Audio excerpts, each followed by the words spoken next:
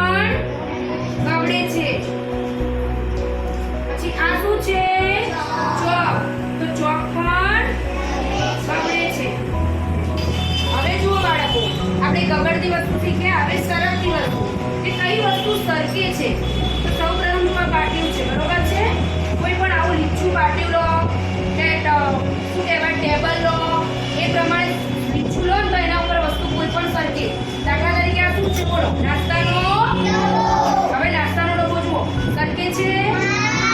એ જ રીતે ચલો આ શું છે? પંચ. શું છે? જો પંચ પણ જુઓ સરકે છે. આ શું છે તમારી? આ તમે વાપરો છો ને? આ સ્કેલ પણ જુઓ સરકે છે. આ બધી વસ્તુ કેવી ગઈ? સરકતી. કેવી ગઈ? ચલો બાળકો, આપણે ગબડે અને સરકે બંને જોયું. હવે એવી કઈ વસ્તુ છે જે ગબડે ખરા અને સરકે પણ ખરા?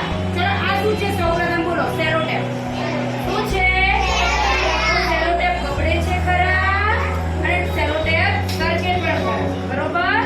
એ રીતે ચલો આ શું છે? બોલો. રંગની ડબ્બી. તો રંગની ડબ્બી ગબડે પણ ખરા અને રંગની ડબ્બી સરકે પણ ખરા. ચલો આ શું છે બાળકો? બોલો. ખંજરી. શું છે? તો ખંજરી ગબડે પણ ખરા અને ખંજરી સરકે પણ ખરા. તો આ બધી વસ્તુ ગબડે ખરા અને સરકે